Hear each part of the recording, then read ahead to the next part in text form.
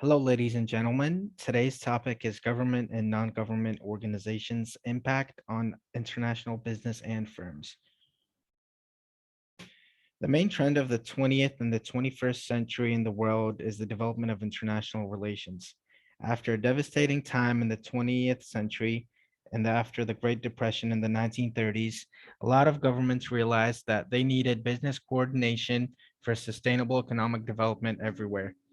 Numerous organizations have been created to achieve these goals, and they can be divided into two categories: NGOs and government organizations. Governments worldwide are beginning to recognize the challenge of sustainability, and the term is being addressed in public policy discussions. Any one government cannot work in this area alone, so that it is imperative to work with other governments in order to address the issue in a global context. Governments can play a key role in aiding the transition toward more efficient, less damaging economies.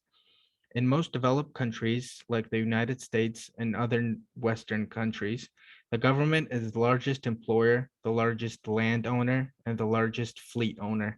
The government is also the largest consumer of energy and has the largest impact on the environment. In developing countries, the role of the government assumes even greater significance. Within the realm of sustainability, governments ought to encourage companies and organizations to address the needs of the world's entire population. This leads us to NGOs. NGO stands for non-governmental organization, and it includes a variety of organizations such as private voluntary organizations, civil society organizations, and nonprofit organizations. Usually, NGOs are defined as organizations that pursue a public interest agenda. The first NGO in the world was the Anti-Slavery Society, followed by the Red Cross and the Caritas, a movement that arose at the end of the 19th century. Most other NGO movements were founded after the two world wars and after the Great Depression of the 1930s. The numbers of NGO organizations have grown dramatically in the past few decades, and NGOs have become a powerful player in global politics. Facilitated in part by the increasing funding by public and private grant for the purpose of addressing a large variety of global agendas, including the support of business. For instance, NGOs may employ lobbyists to advocate for state or national legislation, or they may advocate for a position in public policy debates. Most importantly, they may also fund and support a business with a similar agenda or interests. Now, our partner will be continuing.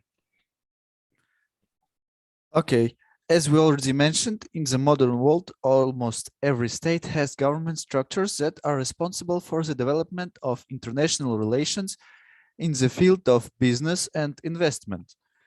Republic of Uzbekistan is the clearest example in this case. About 5 years ago, Uzbekistan initiated a policy of openness in the sphere of international business relations. At the moment, the country is actively developing connections with huge international corporations and foreign companies, as well as actively attracting investments to improve the business environment in the country. Could you show the next slide, please? The main state department related to international business is the Ministry of Investments and Foreign Trade of the Republic of Uzbekistan. This ministry has three subsidiaries. First, Center for Development of Investment Projects. Second is Export Promotion Agency under the Ministry of Investment and Foreign Trade. And the last one, Agency for Attracting Foreign Investments under the Ministry of Investment and Foreign Trade of the Republic of Uzbekistan. Functions of ministry in relation to local entrepreneurs is accepting investment projects for consideration and providing support to work with foreign colleagues. Also, in 2017, the State Investment Committee of the Republic of Uzbekistan was established by the order of President Shavkat Mirziyoyev.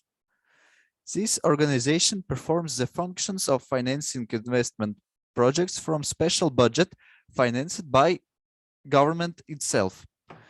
On the next slide, you can see consequences of activization government organization that provides support for business and investments in Uzbekistan. So in this graphic, you can see how amount of foreign direct investments changed after impact of these organizations. So in 2018, we can see that FDI, I mean foreign direct investments, is only about $1,300,000,000, but in 2019, this amount grew to more than $4 billion.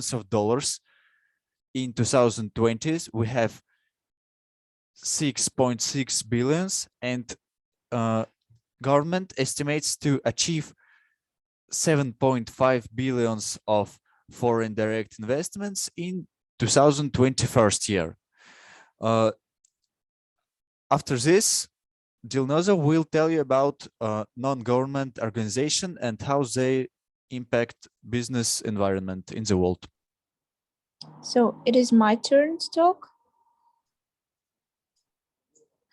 Governments are not the only ones contributing to business development, as there are a number of non-governmental autonomous organizations that set themselves the task of supporting international entrepreneurship and investment. One of the largest organizations of this type is International Commerce Chamber. The organization is managed by a group of large corporations from different countries. ICC helps companies to partner with each other and also provides support in attracting foreign investment. ICC also helps companies to find partners in business and reach additional sales markets. There are also a Chamber of Commerce and Industry in Uzbekistan. This organization is built according to the ICC structure and is managed by a group of large local companies. CCI offers entrepreneurs support in establishing relations with international partners, assistance in obtaining visas in Uzbekistan, and also investment projects. And that's all of our presentation. Thank you for attention. And here is our group members who are contributed to our presentation. Thank you very much, ladies and gentlemen, and you have a wonderful rest of the day. Thank you. Have a nice day.